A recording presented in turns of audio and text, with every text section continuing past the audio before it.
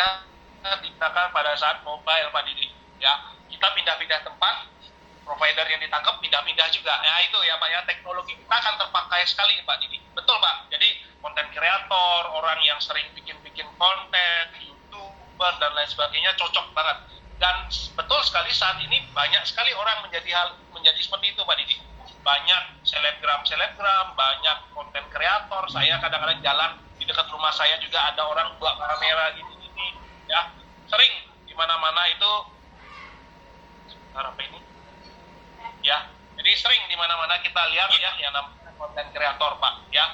Tetapi Pak Didi ya, sekali lagi kalau untuk di rumah memang ya saya hanya menggunakan ini untuk di rumah itu sebagai backup IndiHome saya Pak Didi.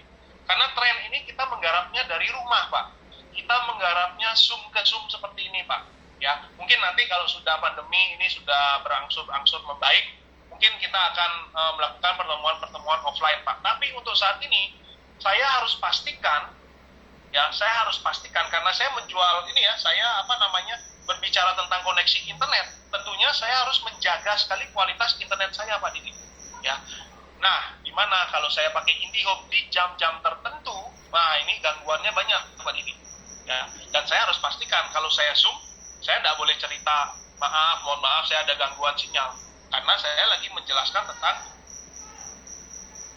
sinyal internet Pak Didi. Ya, nah ini juga sering terjadi sama anak saya Pak. Ya, kalau anak saya sekarang kan namanya sekolah daring ya, sekolah dari rumah. Ya, nah kalau di saat-saat penting seperti ujian, ya, di saat-saat dia misalnya absen dan lain sebagainya, dia yang minta sendiri biasanya. Pi, boleh pinjam trennya Pi. Nah ini anak kecil loh, dia tahu sendiri bedanya, merasakan bagaimana dia menggunakan IndiHome untuk sekolah dan bagaimana dia menggunakan tren untuk sekolah. Anak kecil pun bisa merasakan Pak, ya, karena dia merasakan jauh lebih stabil, aman. Kalau jawab itu ya pasti tanya sama gurunya, dia jawab, gurunya juga bisa komunikasi dengan baik. Kadang-kadang di IndiHome dia sudah jawab, gurunya masih tanya apa, gimana bisa jawab tidak? Dia sudah jawab di sini ternyata, oh ya ternyata anaknya tidak bisa jawab gitu. Padahal di sini dia udah jawab karena gangguan sinyal seperti itu. Nah itu Pak Didi yang mungkin tambahan dari saya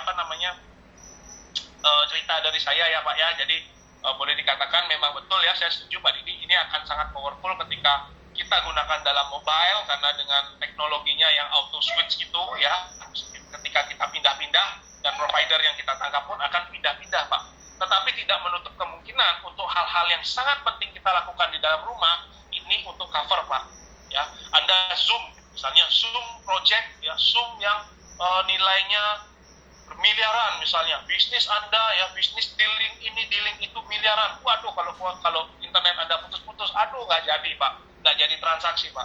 Ya, ini Anda bisa pergunakan untuk mendapatkan kualitas internet yang jauh lebih baik. Karena apa? Karena ketika satu provider kurang baik, dia akan switch ke provider yang lain sehingga komunikasi Anda akan jauh lebih berkualitas. Seperti itu. Silakan Pak Petrus kalau mau ditambahkan. Oke, setuju ya.